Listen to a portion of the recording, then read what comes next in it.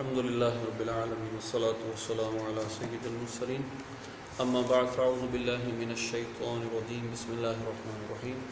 درس قرآن کا سلسلہ ہے، سورہ بقرہ کی ہماری شروع والی آیتیں چل رہی ہیں۔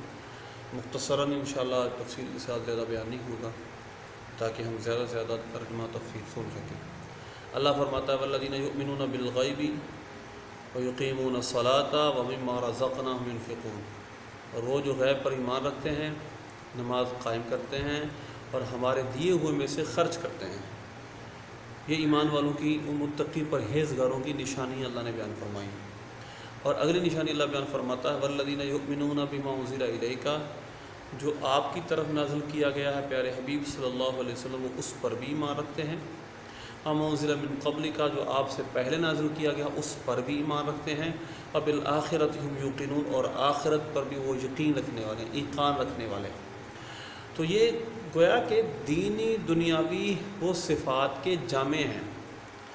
وہ نماز بھی قائم کرتے ہیں، وہ زکوٰۃ بھی ادا کرتے ہیں، وہ صدقہ بھی دیتے ہیں، یعنی وہ بخیل بھی نہیں ہیں، اور وہ یقین بھی رکھتے ہیں پچھلی کتابوں پر، اس کتاب پر، تمام آسمانی کتابوں پر۔ گویا ایمان کامل ہے اور اعمال صالحہ ہیں، اعمال صالح، عمل صالح ہیں، نیک کام ہیں، عمل صالح بھی ہے۔ تو یہ ہے متقیوں کی نشانی، جو دونوں کے جامع ہیں۔ اللہ فرماتا ہے اولئک علی ھدی من ربہم واولئک ھم المفلحون، یہی وہ لوگ ہیں جو کامیاب ہیں، اپنے رب کی طرف سے ہدایت پر ہیں، اور یہی لوگ کامیاب ہیں۔ گویا کامیابی کا معیار ہمارے سامنے آ گیا کہ جو ان صفات کا جامع ہے، جو متقی و پرہیزگار ہے، پوائس پرسن ہے، وہ سکسیسفل انسان ہے۔ تو لہذا سکسیس کا کی کیا ہے، کس انسان کو ہم کہہ سکتے ہیں یہ سکسیسفل ہے، یہ کامیاب ہے؟ وہ کامیاب یہ انسان ہیں جو تقوی و پرہیزگاری کے اس معیار پر آ گئے اور اپنی قبر و حشر کو جنہوں نے سنوار لیا۔ پھر کامیابی کے حوالے سے صاحب روح البیان ایک بڑی پیاری بات لکھتے ہیں،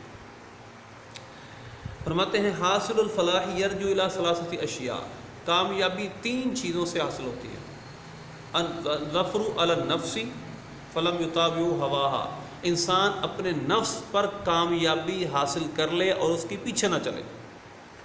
والدنیا فلم یطغوا بزخرفها، دنیا کی تر و تازگیاں، دنیا کی ندرت، دنیا کی ظاہری رنگ و شباہت سے، ظاہری حسن سے دھوکہ نہ کھائے، اس سے سرکشی میں مبتلا نہ ہو۔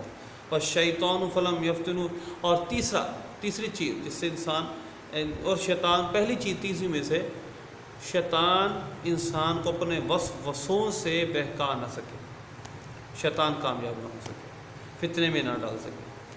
دوسری چیز النجات من الکفر والضلالۃ والبدعۃ والجہالۃ وغرور النفس ووسوسۃ الشیطان وزوال الایمان وفقد الامان، وہ کیا ہے؟ کفر سے، گمراہی سے، بدعت سے، جہالت سے، غرور نفس، نفس کے غرور سے، وسوسہ شیطان کے، ایمان کے زوال سے، اسی طرح امان کے فقدان سے وہ دور ہو، یعنی نجات پا چکا ہو۔ وحشت القبور، قبور کی وحشت سے نجات پا چکا ہو۔ واحوال النشور، اور قیامت کے دن جو احوال پیش آئیں گے اس سے نجات پا چکا ہو۔ وذلت الصراط، صراط مستقیم سے پھسلنے سے نجات پا چکا ہو۔ وتسلیط الربانیت الشداد الغلاظ، اور اللہ تبارک و تعالیٰ کی جو سزائیں ہیں اس سے وہ محفوظ ہو چکا ہو۔ وحرمان الجنان ونداء القطیب، یہ یعنی دوسرا معیار ہے، یوں سمجھ لیں دو چیزوں میں سے، تین چیزوں میں سے دوسری شے ہے کہ انسان ان چیزوں سے نجات پا چکا ہو۔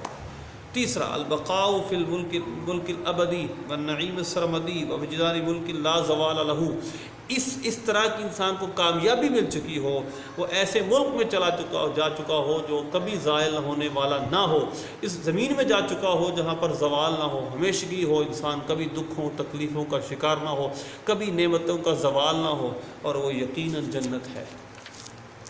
لا انتقال له ولا لا وسرور لا حزن معه وشباب لا هرب معه وراحة لا شدة معه وصحة لا علة معه ونيل نعيم لا حساب معه ولقاء لا حجاب له قضا في تفسیر التفسیر، فرماتے ہیں تفسیر التفسیر میں سب کو لکھا ہے وہ ایسی جگہ انسان چلا جائے جہاں سے آگے نہ جانا ہو، منتقل نہ ہونا کسی اور جگہ، ایسا سرور ہو جس کے بعد جس کے بعد کوئی حزن نہ ہو، کوئی پریشانی نہ ہو، کوئی ٹینشن نہ ہو، ایسی شباب اللہ حرم معہ، ایسا شباب ہو، ایسی جوانی ہو جس کے بعد انسان بوڑھا نہ ہونا ہو، اور راحت اللہ شدت معہ، اس طرح کی راحت میں انسان آ جائے کہ اس کے بعد کوئی شدت نہ ہو، وصحت اللہ علت معہ، اور ایسی صحت انسان کو مل جائے جس کے بعد کوئی بیماری نہ ہو، ونیل نعیم لا حساب معہ، اس طرح کی نعمتیں اس کو مل جائیں کہ جس کے ساتھ اس کا حساب و کتاب نہ دینا پڑے، اور ولقاء لا حجابہ، اس طرح کا لقاء، اس طرح کی ملاقات انسان کو نصیب ہو جائے، لا حجابہ، جس میں حجاب نہ ہو، لا حجاب لہو،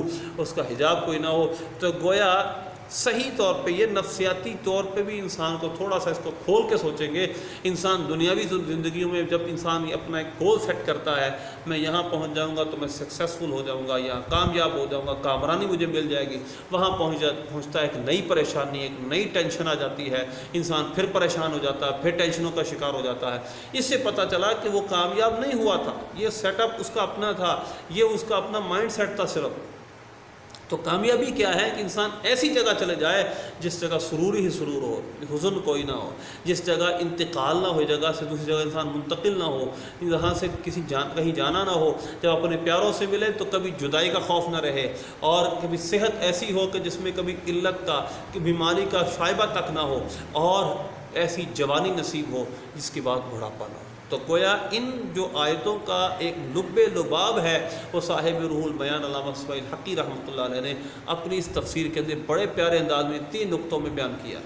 پہلا نقطہ انہوں نے یہ بیان کیا ہے کہ ظفر الانسان نفس پر کامیابی حاصل کر لے، یہ پہلا ان کا آغاز۔ دوسرے نقطے کا آغاز کیا کفر سے نجات، فسق سے نجات، بدعت سے نجات، اور تیسرا نقطہ انہوں نے بیان کیا البقاء فی الملک الابدی، ہمیشہ رہنے والی سرمدی نعمتوں میں، ہمیشہ رہنے والی نعمتوں میں جو جو ایسی ہوں کہ جو ہمیشہ رہیں، ان نعمتوں میں وہ باقی ہو جائیں۔ تو گویا یہ 3 لوگ تھے، یہ وہ نعمتیں ہیں جو 3 نعمتیں جس کو مل جائیں، قرآن کی اس روح سے ہی سب یہ لیا گیا ہے، وہ ہمیشہ ہمیشہ کی کامیابی میں چلا گیا، دس از دا ریئل سکسیس، اور باقی ساری کیا ہیں، ایک دھوکہ ہے، اس کی کوئی ایکچولیٹی نہیں ہے، کوئی ریالٹی نہیں۔ جتنی ہم کامیابیوں کا معیار ہم نے سیٹ کیا ہے وہ سب دھوکے ہیں۔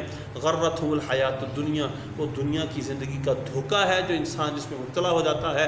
تو ریئل میں، ایکچول میں کامیابی کیا ہے، قرآن نے ہمیں یہ بتا دیا۔